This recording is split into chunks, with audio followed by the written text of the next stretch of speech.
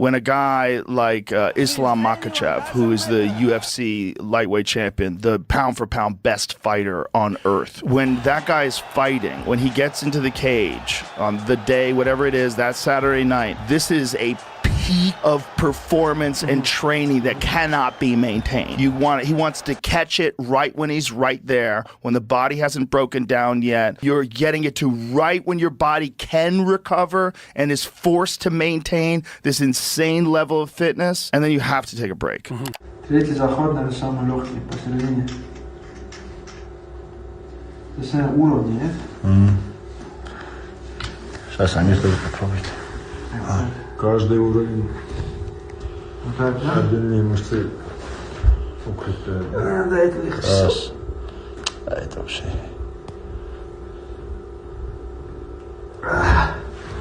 Ну, вот этот, который есть здесь в самом краю, он нормально заставляет напрягаться. Подожди, ты куда попал? Это как называется? Туше! Ай, подпускай, туше. Здесь Хавьер тоже, Чем тоже здесь, Ахмадок тоже здесь, Шарип тоже здесь, Идрисам. Здесь тоже пацаны пашут. Islam Makhachev is grinding hard in camp for his upcoming clash with Jack Della Maddalena, and the intensity is unreal. His crisp striking and relentless grappling have fans buzzing, but what really caught attention was Joe Rogan's reaction. Watching Islam's training clips, Rogan looked mesmerized, calling it a masterclass in precision, focus, and pure dominance.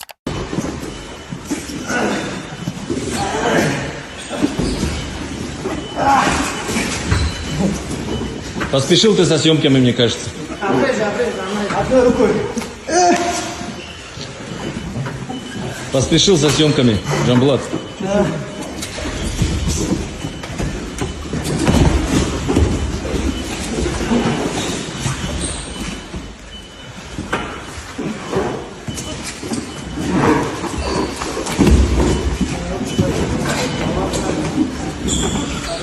Starts breaking it down, going back to that moment when people underestimated Islam's striking. Watching the training clips now, he can't help but shake his head, because Islam is not just defending well, he's pushing forward with clean boxing and heavy kicks. It's that mix of power and control that has Joe almost speechless. But that's the thing with them, they're always training. No matter what they're doing, they always at least run once a day or grapple. So he's losing roughly 30 pounds to make 55? From the start, I would say.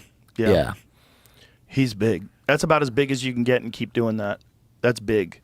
Yeah, and he's tall. He's lengthy, and he has power. He could go up to 70 easily, I think. Yeah, easily. He's got real power now on his feet, which is a new addition over the last X amount of years. His stand-up has gotten elite. Like, he knocked down Oliveira. He had Oliveira in real trouble. The Volkanovski head kick, though, and it was also the way he set it up. He kept kicking to the body. Oh my God. Bilal Muhammad, who's sitting across from him, nods, having trained with Islam himself and knowing what that pressure feels like. Joe keeps stressing how people thought Islam was only about wrestling. He mentions how even in sparring, he looks like he's dictating every exchange. It's the composure that throws him off, because usually in training you see mistakes, but here, Islam just looks complete. And when Bilal brings up how effortless it looks, Joe agrees. For him, this new footage just seals the idea that Islam isn't just another champion. He sees him as the most complete fighter around right now. Yeah, I think people just assume that all he's going to do is wrestle. But then when you see him go in there and outstrike somebody, he even boxed with Poirier. Yeah. He has some really good hands in there with him. Yeah. And people are like, oh, wait, he could strike too. But his grappling is just as good. He could do everything. He's as good as it gets. He's as good as it gets. He's the most complete fighter on the roster because he submits people. Like, he submitted Poirier in the final round. Oh. Incredible submission. Someone who can strike, submit, and control like no one else. Then Joe circles back to Islam's physical presence. Watching the video, he can't believe how big and strong he looks for his weight class. The way he moves makes him seem like a welterweight in disguise. And you can tell Joe is shocked at how that size translates into pure dominance even in practice. Islam looked like Michelangelo sculpted him. He's so big. He's so strong, so good. What does he weigh? What does he weigh like normal? Like right now, if you called him up, what do you weigh, brother? What would he say? I would say at least minimum like 185, 190. He's 210 pounds. No, Islam. That guy's 250 pounds. His strength feels like 250 pounds. That's what I hear. He reminds Bilal of how Islam handled opponents in the past, mentioning Dober and Hooker, but this time he points out that even in training, one gets the same feeling. The squeeze, the pressure, the way guys just stop moving. It's almost like watching someone fight a bigger man with no way out, and Joe can't hide how amazed he is. From the start, I would say. Yeah. He's big. That's about as big as you can get and keep doing that. That's big. Yeah, and he's tall. He's lengthy, and he has power. Like, he could go up to 70 easily, I think. Yeah, easily. He's got real power now on his feet, which is a new addition over the last. When it came to Javier Mendez, he describes Islam at this new weight. He's not worried about the size difference at all. In fact, he calls Islam the strongest lightweight he's ever coached, and that strength now carries into welterweight. Watching him in training, Javier sounds confident that physically, Islam is right where he needs to be. I saw him over a month ago. He looked very big, very fit, very strong. And I really liked that. And I saw some of the training videos of him running up the hill with the vest and stuff. So right on track. Islam has always been, the kind of fighter that you just wind them up, tell them what to do, and let them go. And that's exactly what's happening here. You know, he does his own. You don't need to motivate him. You just need to tell him what you want, and he'll go out and do it. I'm very happy to see the progress he's making, because I do see it, and he's a different kind of guy. As you notice, him and Khabib, they're different. Islam isn't Khabib, Khabib isn't Islam. So a lot of the characteristics of what they do or what they don't do. But there's no underestimating what JDM brings on the feet.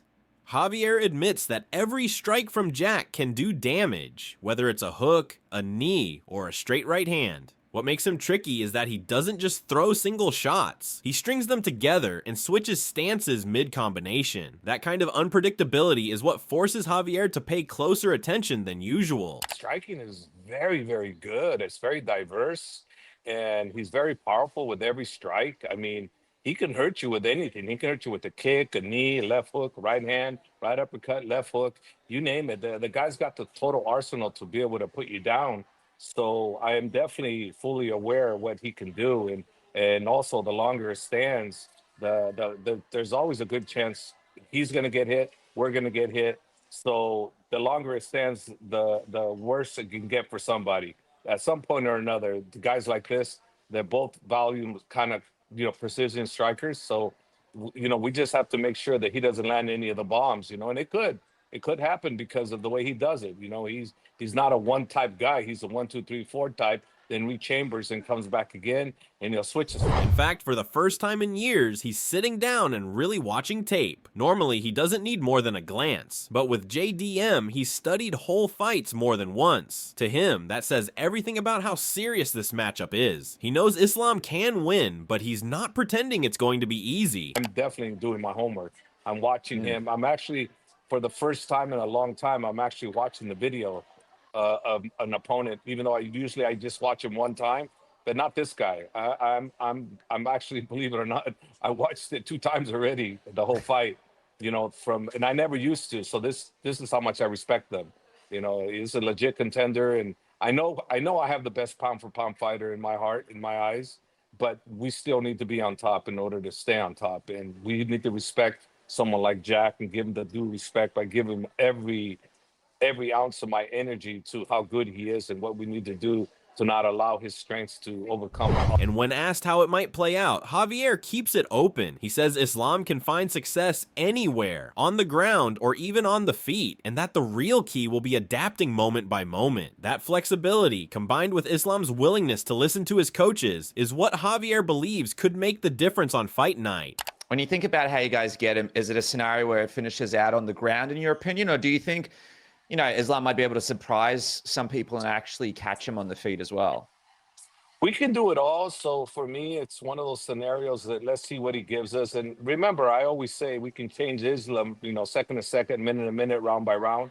So I'm prepared to go 5 rounds like that. So if we need to do that, we will do that. And Islam will do that, because whenever Khabib tells him to do something, or I tell him, or Magomed or Saif Safula, Magomed actually doesn't work the corner, but Saif Safula does, or Magomed, the boxing coach. you know, and he'll do it. He's always listened to us. He's never not listened to us. He's one fighter I can honestly say is the greatest fighter that I've ever trained that actually listens to corner advice more than anybody. I'm not saying he's the greatest fighter I've had, but he's pretty damn close to is that. From Javier's side, everything is about preparation and discipline, but Dan Hardy is less concerned about what Islam is doing in the gym and more about how this matchup plays out when the cage door closes. Hardy begins by discussing JDM's boxing. He's been impressed with it for years, even calling him one of the cleanest punchers in MMA long before this fight was booked. To him, Jack's hands are sharp enough to give anyone problems, even a fighter as well-rounded as Islam.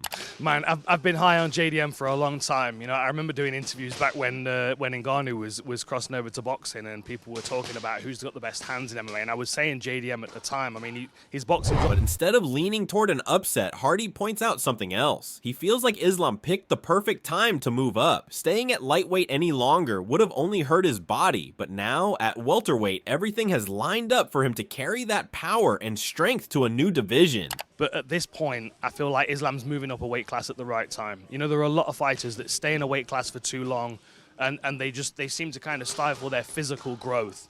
I don't think Islam can stay healthy and stay in that lightweight division for any longer. And I think right now he's allowed himself to move into a division where his body's just going to grow into it. He's going to be incredibly powerful.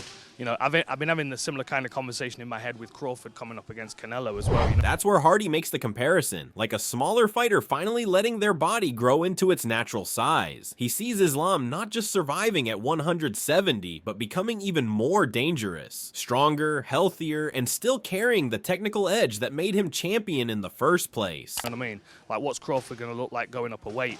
And I think his body's ready to do it, same as Islam. And I just think Islam's all-round game is so problematic for any single fighter. I see him taking it. And I can see him probably a 50-50 striking exchange, Makhachev winning with a kicking advantage, but then he's grappling and his wrestling taking over, probably winning by sub. Moving on to Dan Hooker, someone who's shared the cage with Islam and knows what that feels like. He notes that Islam's team actively went after the Jack Della fight, which tells him they see something in the matchup. Still, Hooker doesn't treat it like a guaranteed win. He thinks it's going to be close, but he also stresses that stepping in against someone like Jack is a serious jump. For Hooker, the key factor is Jack's size and presence at welterweight. He sees him as a formidable, strong opponent who can make things difficult in ways Islam hasn't encountered before. And while he acknowledges Islam has the skills to make it competitive, when he tilts the scales, he edges toward Jack Della. The style clash and physical edge are enough for him to lean that way. Pretty confident stylistically with that Jack Della fight to they kind of gone out of their way to chase that fight down. So they obviously see something. I feel like it'll be close, but yeah, that's a big step up. Jack Della's a pretty big boy. Do you think Islam can get past him?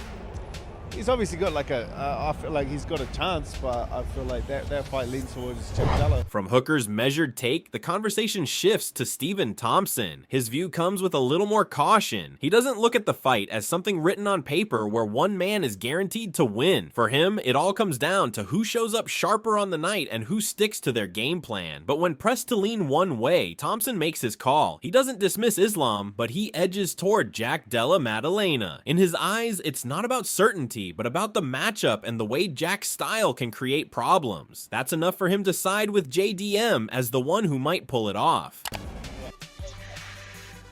I mean, I think he could. He can. He can win this fight. It's not a for sure thing. It's not one of those like on paper, oh, he's going to just beat him. No. He can win it. It all depends on who shows up and who sticks to their game plan. Okay, but if you had to give a lean, if you had to pick someone, who would you pick?